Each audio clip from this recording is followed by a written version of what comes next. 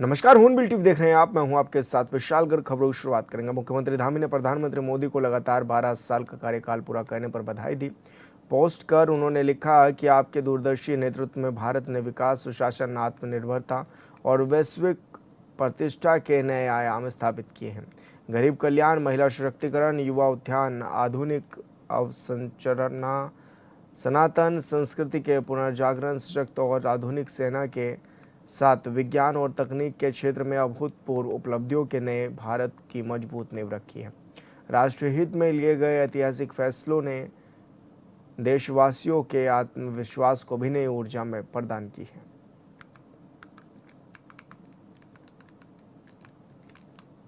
PM Modi के सबसे लंबे कार्यकाल की उपलब्धियों को उत्तराखंड सरकार जन जन तक पहुंचाएगी। 12 से 14 जून तक प्रदेश भर में विशेष जनसंपर्क अभियान चलाया जाएगा। इस दौरान विकास कार्यों की जानकारी के लिए प्रदर्शनी और जन कल्याण शिविर भी लगाए जाएंगे।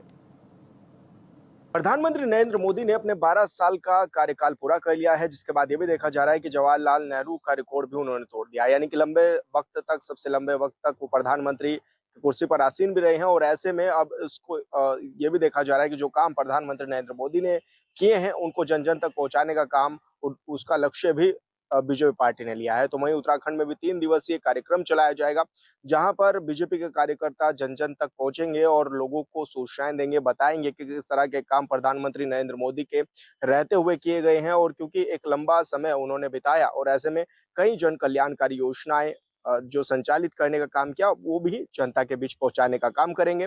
और बीजेपी प्रदेश अध्यक्ष से लेकर मुख्यमंत्री पुष्कर सिंह धामी तक लगातार प्रधानमंत्री के कार्यकाल की जो है सराहना भी कर रहे हैं। ऑन बिल टीवी के लिए देहरादून से विशाल गर्ग।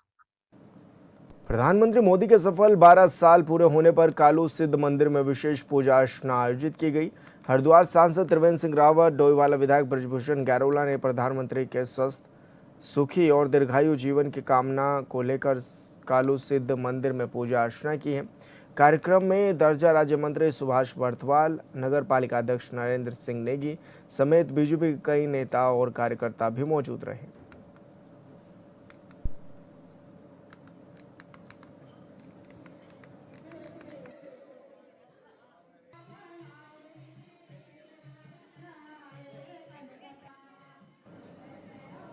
देश के सबसे लंबे समय तक लगातार सेवा देने वाले निर्वाचित प्रधानमंत्री बनने पर प्रधानमंत्री नरेंद्र मोदी के सम्मान में देहरादून के टपकेश्वर मंदिर में विशेष पूजा अर्चना का आयोजन किया गया, जहां कैबिनेट मंत्री गणेश जोशी ने प्रधानमंत्री मोदी के उत्तम स्वास्थ्य, दीर्घायु और देश के निरंतर विकास के लिए भगवान शिव से प्रार्थना भी की है।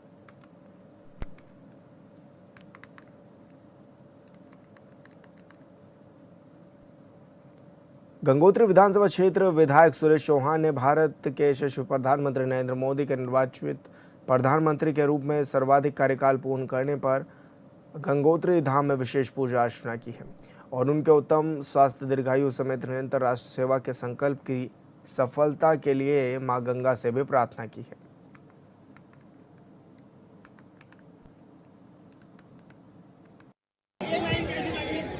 आज हमारे देश के यशस्वी प्रधानमंत्री माननीय मोदी जी का जो ऐतिहासिक 12 साल का कार्यकाल रहा, उसके लिए हमने आज गंगोत्री में हमारे गंगा पुरोहितों ने, गंगा सभा के पुरोहितों ने, मंदिर समिति के पुरोहितों ने, सभी लोगों ने मां गंगा की पूजा की और ये प्रार्थना की कि हमारे देश के यशस्वी प्रधानमंत्री माननीय मोदी जी ने जिस तरह से दिन रात इन 12 सालों में कठिन परिश्रम करके इस देश को बहुत ऊंचाई तक ले गए और आज कहीं न कहीं विश्व के अंदर हमारे देश का डंका बजता है, तो ये सबसे बड़ी खुशी हम है।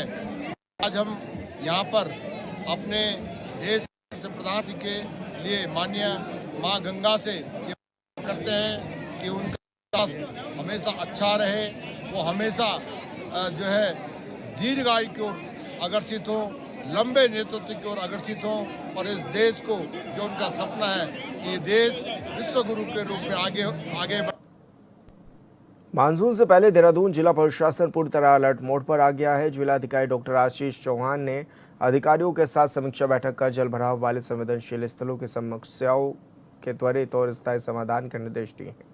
देहरादून, ऋषिकेश, मसूरी और विकासनगर क्षेत्र के कुल 61 ऐसे स्थान चिन्हित किए गए जहां हर साल मानसून के दौरान जलभराव की समस्या सामने आती है। जिलाधिकारी ने नगर निगम, लोक निर्माण विभाग, राष्ट्रीय राजमार्ग प्राधिकरण और अन्य संबंधित विभागों को अपने अपने क्षेत्रों में कार्य योजना तैयार कर तत्काल अमल करने के भी निर्देश दिए हैं।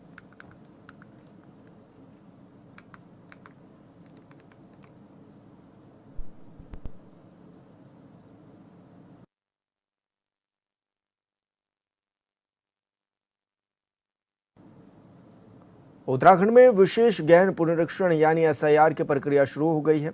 ऐसे में राज्य निर्वाचन आयोग सभी दलों के साथ समन्वय कर वोटर लिस्ट शुद्ध बनाने में जुटा हुआ है। लेकिन कांग्रेस ने एसआईआर की निष्पक्षता पर भी सवाल खड़े किए हैं। वहीं इस विषय पर बीजेपी महानगर अध्यक्ष सिद्धार्थ अग्रवाल ने पलटवार किया। उन्होंने कहा कि कांग्रेस के पास कोई काम नहीं बचा है। सारे पैतरे फेल होने पर अब एसआईआर और ईवीएम पर सवाल उठा रहे हैं। सिद्धार्थ अग्रवाल ने कहा है कि एसआईआर स्वाभाविक प्रक्रिया है और कांग्रेस शासन में भी कई बार इस प्रक्रिया को अपनाया गया है।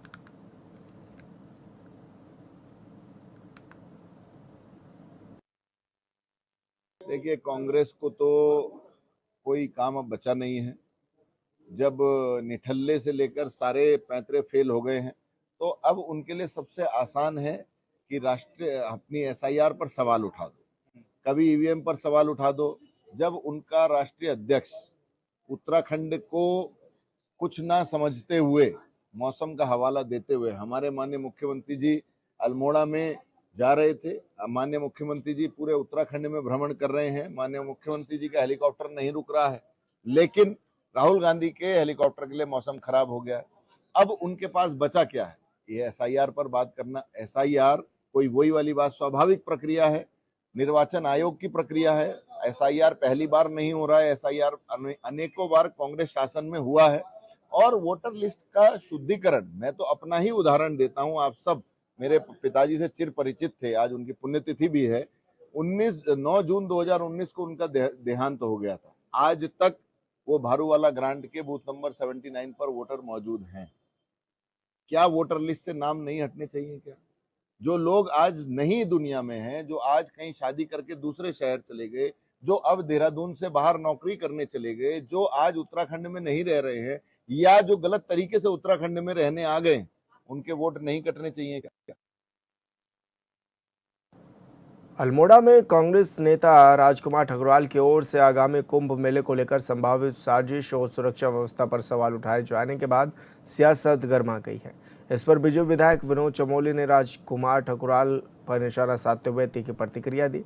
उन्होंने कांग्रेस के आरोपों को पूरी तरह से निराधार बताया। उन्होंने कहा कि कांग्रेस हर बार उत्तराखंड के हितों से जुड़े विषयों पर नकारात्मक माहौल बनाने का प्रयास करती है। साथ ही उन्होंने विश्वास जताया कि आगामी कुंभ पूरी तरह सुरक्षित, सफल और ऐतिहासिक होगा और श्रद्धालुओं को बेहतर स्वास्थ्य भी सुविधाएं भी उपलब्ध कराई जाएंगी।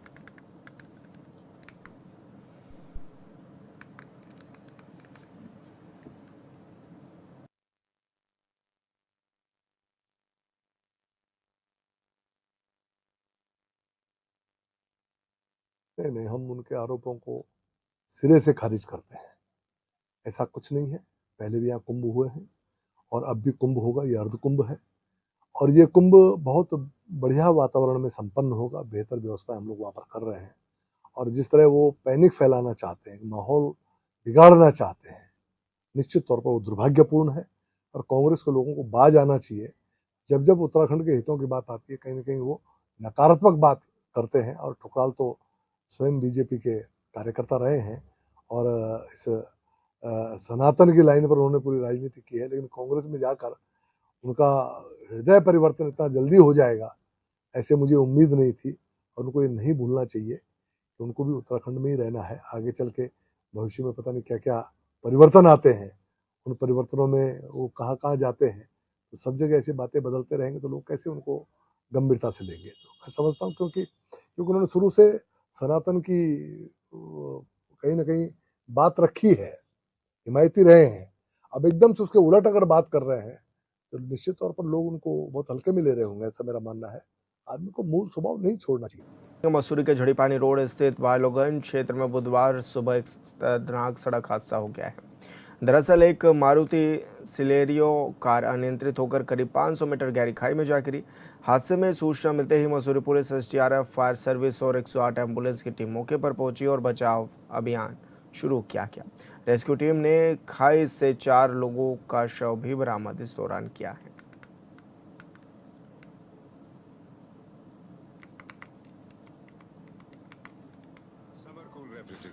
आप अपनी ड्यूटी निभाओ।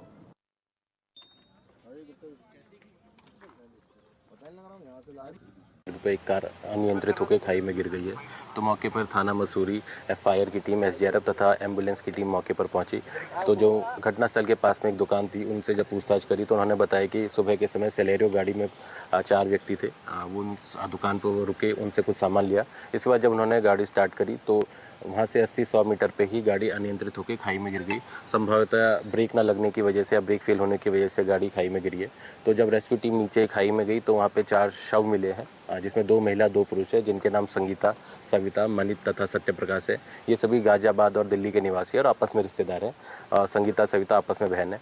इसमें से एक शव को, महिला के शव को रेस्क्यू करके ऊपर लाया जा चुका है और उसे नियरेस्ट हॉस्पिटल में भेजा जा चुका है। बाकी 3 शवों का भी रेस्क्यू ऑपरेशन चल रहा है। जो इनके परिजन है उनको भी सूचित कर दिया है, जो कुछ समय पश्चात यहाँ पहुँच जाएंगे। देखा जाएगा कि इन्होंने गूगल से रास्ता देखा था, क्या देखा था। अगर ऐसा है तो जो भी टेक्निकल इश्यू है उसको निवारण किया जाएगा, ताकि भविष्य में ऐसा कोई भी दुखद हादसा ना हो। देखिए, इसमें संबंध में पुलिस के द्वारा ऑपरेशन प्रहार चलाया जा रहा है पूरे देहरादून जनपद में, जिसमें रात्रि समय पे कहीं पे भी जो सार्वजनिक स्थलों पे शराब अथवा अन्य कोई भी न्यूसेंस एक्टिविटीज़ करते हैं उनके खिलाफ कार्यवाही की जा रही है। जैसा आप कह रहे हैं, अगर जहाँ पे यह कार्यवाही नहीं हो रही वहाँ पे पुलिस गश्त बढ़ाई जाएगी और वहाँ पे पुलिस टीम को भेज के कार्यवाही की जाएगी, जिससे ऑपरेशन प्रहार में जो सभी लोग हैं उससे प्रभावित रहें और जो भी पब्लिक प्लेसेस है वहाँ पे न्यूसेंस एक्टिविटीज़ ना रहें।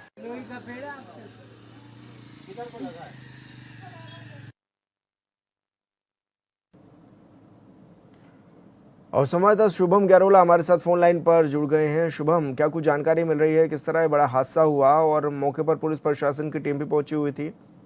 जी बिल्कुल, आपको बता दूं कि सुबह 9, सवा 9 बजे की घटना है, जब ये गाड़ी देहरादून के वापस जा रही थी मसूरी से। उसी वक्त ये गाड़ी जो है झड़ीपानी और बालोगंज के बीच में जो शॉर्टकट रास्ता पड़ता है गोलू खेत का, उस रास्ते से देहरादून की ओर जा रही थी। लेकिन थोड़े समय बाद जो 100 मीटर पे जब ये गाड़ी एक जगह पर रुक के सामान लेने के बाद आगे चलने लगी, उसके बाद जो एकदम से गाड़ी अनियंत्रित हुई और सीधा 600 मीटर गहरी खाई में गिर गई, जिसमें मौके पर ही 4 लोगों की मृत्यु हो गई, जिसमें 2 पुरुष और 2 महिलाएं थी। और यही बताया जा रहा है कि गाड़ी जो थोड़ी सी स्पीड भी हल्की तेज बताई जाती है, लेकिन इतनी भी तेज नहीं थी कि गाड़ी गिर जाए। लेकिन इसका कारण क्या है ये जानना भी मुश्किल है, क्योंकि पुलिस अभी शवों को निकालने की तैयारी में है और अभी केवल एक ही शव रेस्क्यू किया गया, बाकी अभी 3 को निकाला जा रहा है। तो क्या कुछ अभी कारण भी पता चल पाए हैं शुभम? जी, कारण तो यही बताया जा रहा है कि थोड़ी सी तेज स्पीड और जो है ब्रेक फेल होने का कारण बताया जा रहा है। और कहीं ना कहीं ये रास्ता जो है एक शॉर्टकट रास्ता है, जो अभी पूर्ण रूप से तैयार भी नहीं है। इस रास्ते जाना भी कहीं ना कहीं पर्यटकों के लिए और जो स्थानीय उनके लिए खतरनाक है, लेकिन उसके बाद भी लोग अपनी जान जोखिम में डाल के रास्ते से जाते हैं और कहीं ना कहीं ये जो है हादसे का कारण बनता है। जी बिल्कुल शुभम, बहुत शुक्रिया आपका तमाम जानकारी साझा करने के लिए। उधम सिंह नगर के जसपुर क्षेत्र के ग्राम रायपुर में आयोजित दादा गुलाब सिंह के विशाल मेले का शुभारंभ पूर्व विधायक शैलेंद्र मोहन सिंघल ने फीता काट कर किया है। इस अवसर पर बड़ी संख्या में श्रद्धालु और क्षेत्रवासी मौजूद भी रहे। पूर्व विधायक शैलेंद्र मोहन सिंघल का आयोजकों और ग्रामीणों ने गर्मजोशी से स्वागत भी किया। इस दौरान पूर्व विधायक ने मेले में सफल आयोजन के लिए समिति को भी शुभकामनाएं दी।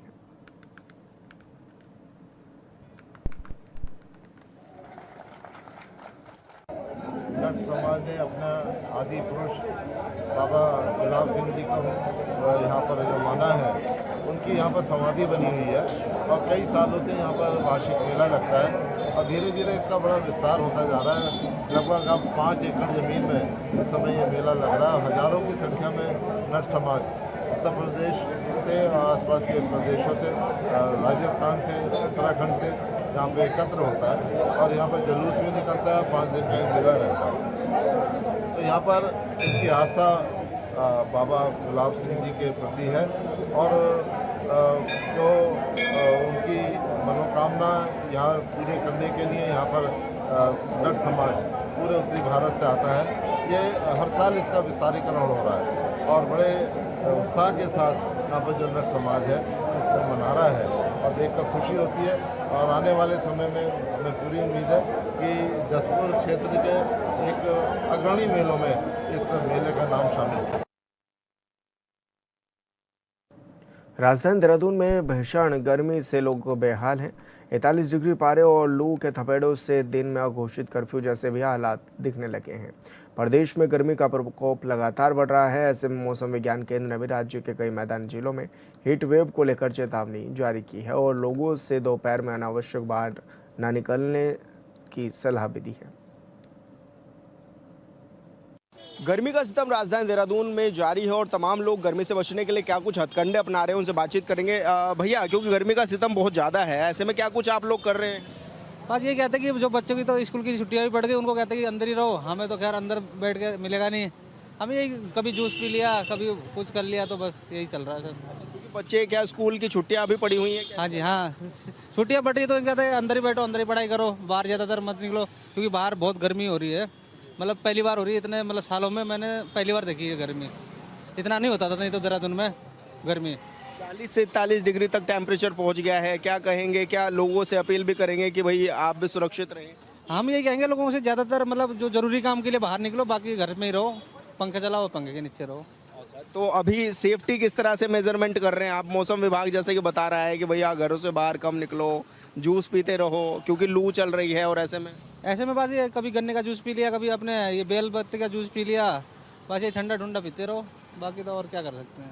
धन्यवाद हमसे बातचीत करने के लिए। तो भैया भी पहुंचे हुए थे यहाँ पर जूस लेने के लिए, और कहा जा सकता है कि गर्मी का सितम जारी है। 40 से 41 डिग्री जो टेम्परेचर है वो राजधानी देहरादून में पहुंच गया है, और यही वजह है कि जो गर्मी का सितम है वो देखने को मिल रहा है। तमाम लोग भी पहुंचते हैं। भाई, आजकल किस तरह की डिमांड आ रही है? लोग क्या बेल के जूस की डिमांड कर रहे हैं क्या? ये हाँ, ये ठंडा होता है ना बेल का शरबत, तो इसको गर्मी में ज़्यादा पीना पसंद करते हैं। जितनी ज़्यादा गर्मी होगी बेल का शरबत पीना पसंद करेंगे। ये ठंडा रहता है, गर्मी से लू से बचाता है। क्या कुछ फायदे हैं इसके? एक तो ये लू से बचाएगा, शरीर को ठंडा रखने में मदद करेगा, पेट साफ हो जाता है सुबह में इससे। ये लोग आ रहे हैं। आप जैसे गर्मी इतनी ज़्यादा पड़ रही है, गर्मी की वजह से काम थोड़ा बढ़ा है, बारिश में ठंडे मौसम में घट जाता है काम। गर्मी ज़्यादा होती है, हमारा जूस ज़्यादा बिकता है। ये बेल का शरबत ज़्यादा गर्मी में ही बिकता है, ये ठंडा होता है बहुत। अच्छा, जैसे 41 और 42 डिग्री तक टेम्परेचर राजधानी देहरादून में पहुंचा, तो आप अपनी सुरक्षा किस तरह से करते हैं? क्या आप भी बीच बीच में पीते रहते हैं? काफ़ी दफ़ा मतलब गन्ने का पीते रहते हैं, बेल का। गन्ने वाले को हम अपना पिला देते हैं बेल का रस, फिर हम गन्ने का पी लेते हैं। ज़्यादातर ये पीने वाली चीज़ें खाना पीना पसंद कर रहे हैं फ़िलहाल, खाने से बच रहे हैं। खाना कम खाओ, जितनी ज़्यादा गर्मी हो पीने की चीज़ पियो, जैसे ठंडी ठंडी चीज़ें, दही खाओ, लस्सी खाओ, बेल का शरबत, गन्ने का शरबत, दही खाओ, मट्ठा खाओ, छाछ खाओ। खाने से बचो, खाना खाने से, गर्म खाना खाने से पेट में गर्मी हो जाएगी। बस। धन्यवाद हमसे बातचीत करने के लिए। तो भैया बेल का जूस यहाँ पर निकाल रहे हैं, और जिस तरह से गर्मी जो है, गर्मी का सितम जारी है, 40, 41, 42 टेम्परेचर तक राजधानी देहरादून में पहुँचा, तो कहीं ना कहीं ये चिंता का विषय तो ज़रूर है। और हालांकि मौसम विभाग ने इसको लेकर के अनुमान भी जताया कि आगामी दिनों में और ज़्यादा जो मौसम है वो विकराल रूप लेता हुआ नज़र आएगा, और 45 डिग्री तक तापमान जो है पहुंचने का अनुमान भी जताया गया है। और यही वजह है कि लोग अब जूस की दुकान पर पहुंच रहे हैं, जूस पी रहे हैं, ताकि गर्मी में अपने आप को ठंडा रख सके। भाई, आप लोग भी क्या जूस पीने आए हैं क्या? हाँ जी, जूस पीने आए हैं। अच्छा, क्या गर्मी लग रही है? गर्मी लग रही है। किस तरह बच रहे हैं गर्मी से? 41-42 डिग्री टेम्परेचर जैसे हो गया। जूस पी रहे, गन्ने का, बेल का, बस। आप आओ भाई, इधर आओ। आप जूस पीने आए हो? मेरी तो शॉप है खुद की गन्ने के जूस की। तो कैसी चल रही है? क्या कोई डिमांड है? नहीं, ठीक है, काम तो ठीक है, पर गर्मी ज़्यादा ख़राब होती है, क्योंकि नॉर्मल गर्मी में कस्टमर बाहर घूमता है और जूस भी पीता है। ज़्यादा गर्मी तेज़ हो जाती है तो ग्राहक जो है बाहर नहीं निकल पाता गर्मी में, तो इसलिए बीच में कम होता है काम। दोपहर के टाइम में, सुबह शाम के टाइम में चलता है काम। तो इस हीट वेव से आप बचने के लिए आप लोग क्या करते हैं? हम तो जूस पीते हैं, और थोड़ा छाया भी रहती है पेड़ की, उसके नीचे बच जाते हैं, क्योंकि काफ़ी टफ है आपका भी काम, पूरे दिन धूप में खड़े रहे। जी जी, बहुत ज़्यादा गर्मी है। इतनी गर्मी तो पहली बार देख रहे देहरादून के अंदर। इतनी गर्मी पहले कभी नहीं हुई देहरादून के अंदर जितनी इस बार हो रही है। ये वजह सारी है पेड़ पौधे कटने की। ये आपने बहुत सही बात कही है। पेड़ पौधे कटना एक बड़े विषय भी है और ये भैया की दुकान भी है और यहाँ पर तमाम लोग जो हैं वो पहुँचते भी हैं, गन्ने का जूस भैया बनाते हैं और जैसे कि वो बता भी रहे हैं कि अच्छी खासी डिमांड जो है वो गन्ने के जूस की इन दिनों है और देख भी सकते हैं कि किस तरह से यहाँ पर जो गन्ने के जूस की डिमांड्स है वो भी आ रही है और लोगों का साफ तौर पर कहना है कि वो गर्मी के इस मौसम में बचने के लिए, हीट वेव से बचने के लिए, क्योंकि हीट वेव का कहर जारी है, मौसम विभाग ने एडवाइजरी भी इसको लेकर जारी की थी और कहा था कि घरों से कम बाहर निकले और ज़रूरी हो तो ही बाहर निकले। और तस्वीरों में आपको ये भी दिखाना चाहेंगे कि देखो, आप देख सकते हैं कि जो महिलाएँ हैं वो धूप से बचने के लिए छाता का इस्तेमाल करती हुई भी नज़र आ रही हैं ताकि इस गर्मी के सितम से बचा जा सके। बहुत तेज जो धूप है, धूप का कहर वो राजधानी देहरादून की सड़कों पर दिखने लगा है। 41-42 डिग्री टेम्परेचर तक पहुंचा हुआ है और इसका ही ये कारण है कि जो लोग घरों से बाहर निकल रहे हैं वो या तो छातों का इस्तेमाल कर रहे हैं या फिर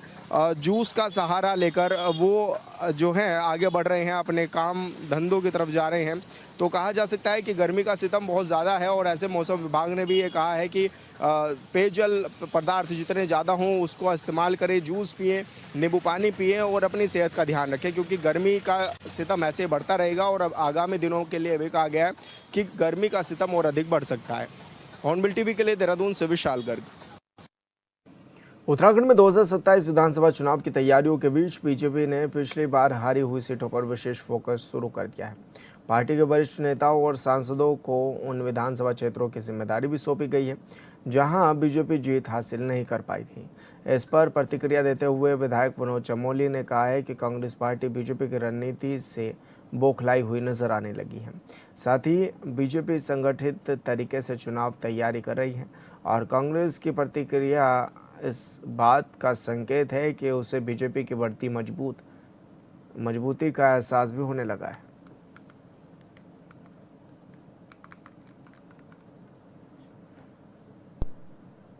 पता चलता है कि विपक्ष बौखलाया हुआ है, उसकी समझ में आ रहा है कि हम किस दिशा में आगे बढ़ रहे हैं। हम उन 23 सीटों को बहुत गंभीरता से ले रहे हैं जो आज हमारे पास नहीं है। 47 सीटें जो हमारे पास हो तो है ही हैं, 23 सीटों पर हमारा विशेष फोकस है और कैसे वो सीटें निकल सकती हैं उसके लिए, और बहुत कम मतों से भी कुछ सीटें हमारे हुए हैं, तो उन सीटों को कैसे निकाला जा सकता है उसके लिए क्या कार्य योजना हो सकती है, क्या रणनीति हम लोग बना सकते हैं। अपने जो हमारे वरिष्ठ नेता हैं, कोर ग्रुप में मोस्टली वरिष्ठ नेता है और सांसद भी हैं उसमें, तो हर संसदीय क्षेत्र के सांसद को ये कहा गया है कि जो सीटें आपकी कमजोर हैं उन सीटों को कैसे जीता जा सकता है उसके लिए कार्य योजना बनाए और पार्टी उस दिशा में आगे काम करेगी। तो मैं समझता हूँ कांग्रेस की ये प्रतिक्रिया अच्छी है क्योंकि उनको लग रहा है कि वो 23 सीटों में भी कुछ सीटें उनके हाथ से जाने वाली है। और फिलहाल इस बुलेटिन में मेरे साथ इतना ही। आप देखते रहिए हॉर्नबिल टीवी। नमस्कार।